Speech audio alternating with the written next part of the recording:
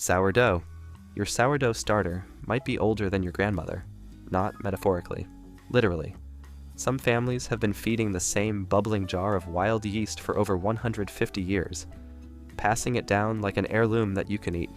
Sourdough wasn't invented. It was discovered, probably by accident, when some ancient Egyptian left flour and water sitting out too long, and wild yeast moved in uninvited. That mistake became the foundation of bread as we know it.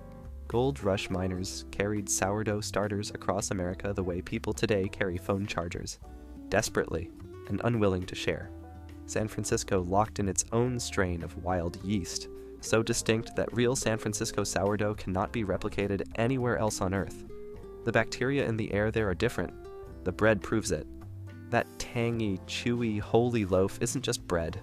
It's a living organism you're keeping alive on your kitchen counter. And somehow, during a global pandemic, an entire generation of people decided this was the hobby they needed. Millions of starters were born in 2020. Most died within 3 weeks.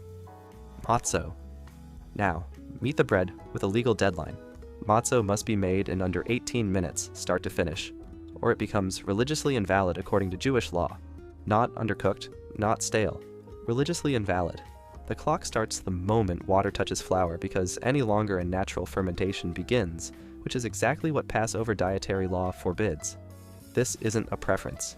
It's a rule baked, quite literally, into one of the oldest food traditions on Earth. Picture workers hand-rolling perforated sheets at full speed, every second counting, no room for distraction. The result is a thin, crisp, unleavened cracker that tastes like it was made in a hurry.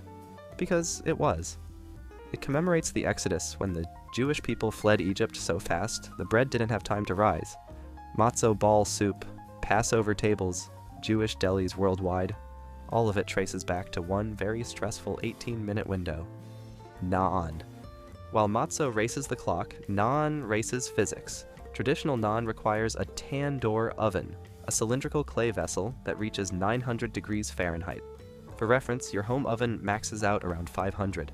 The dough gets slapped directly against the clay walls and sticks there, suspended vertically while the heat chars and blisters it from every direction. It should fall. It doesn't. The intense heat creates those iconic leopard spots and a slightly charred, pillowy texture that no other cooking method can replicate. Naan originates in Central Asia and was perfected in the royal kitchens of the Mughal Empire, where presumably someone's job was to stick bread to a wall for a living. British colonial ties brought it west. Indian restaurants made it global. Today, it arrives at your table glistening with garlic butter and nobody questions the physics anymore. Pumpernickel. Some breads bake for 30 minutes. Pumpernickel bakes for 24 hours. Not a typo. Traditional German pumpernickel goes into a low-heat steam oven and doesn't come out until the following day. The extended baking time triggers a slow Maillard reaction, the same process that browns meat, turning rye dough nearly black without burning it. The result is dense, dark, slightly sweet, and so unlike normal bread that first-timers genuinely aren't sure what they're eating.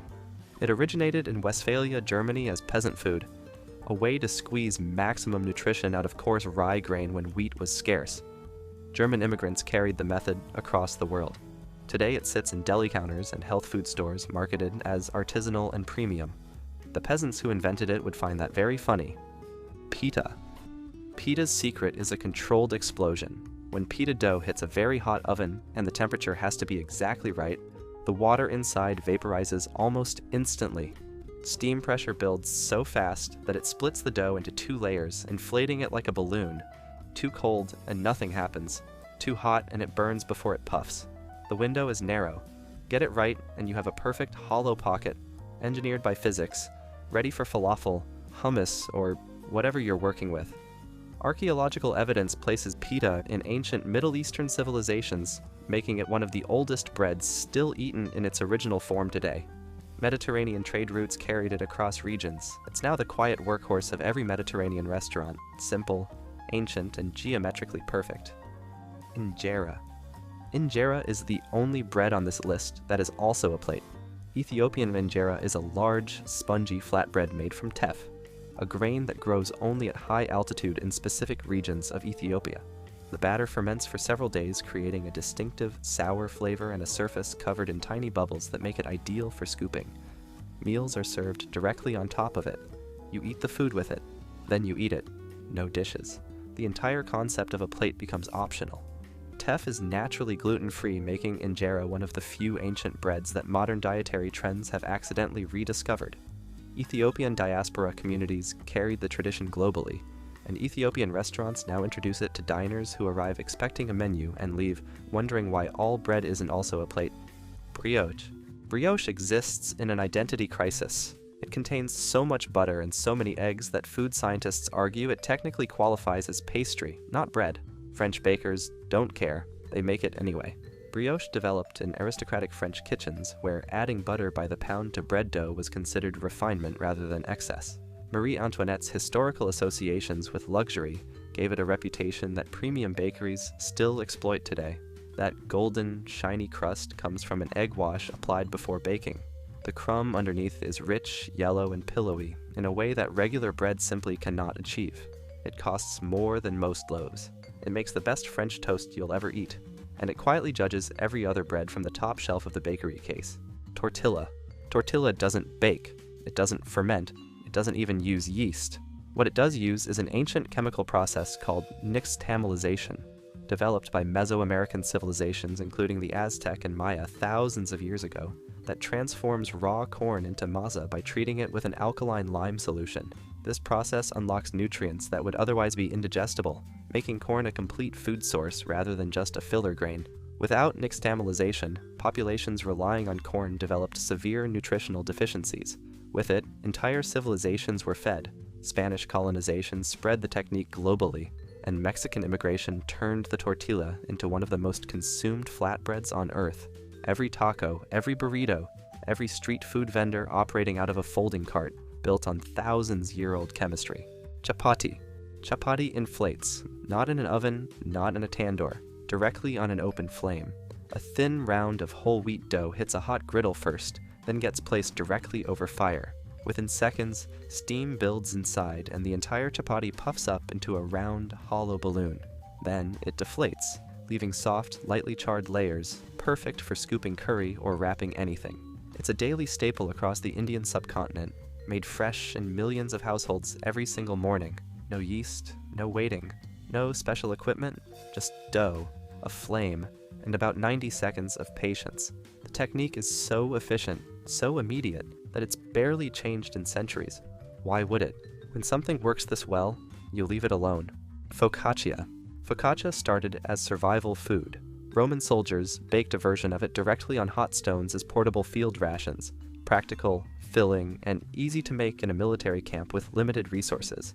The Liguria region of Italy later refined it into the version recognizable today, adding olive oil, herbs, and the signature dimpling technique that serves a real purpose. It prevents the dough from puffing up like pizza, keeping it flat and creating small wells that hold pools of olive oil.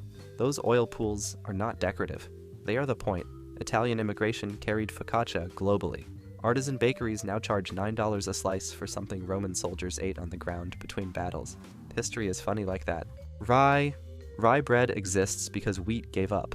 In the cold, harsh climates of Northern Europe, Scandinavia, Germany, Eastern Europe, wheat struggled to grow reliably. Rye didn't care. It thrived in poor soil and brutal winters, becoming the grain that kept entire populations fed when nothing else would. The result is dense, dark, slightly sour bread with a chew that takes commitment. Caraway seeds are traditional. Pumpernickel is its most extreme form. Deli counters built entire sandwich identities around it, and while health food marketing now sells rye as a premium, nutritious choice, the people who invented it weren't thinking about wellness trends. They were just trying to make it through winter. White bread. And then there's white bread, the one in every pantry, the one so familiar nobody questions it. Here's the part they leave off the packaging. Most commercial white bread isn't naturally white. The flour is bleached, chemically treated to achieve that uniform, bright color consumers came to expect.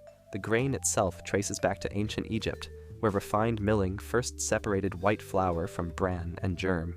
Industrialization mechanized the process, making it cheap, shelf-stable, and available to everyone. That was the goal. Feed a growing urban population. Make bread that lasts. Mission accomplished. But somewhere between ancient Egypt and the grocery store, the character got processed out of it. Every other bread on this list has a story. A civilization, a crisis, a discovery, a rule. White bread's story is that we got so good at making bread, we forgot why it was interesting in the first place.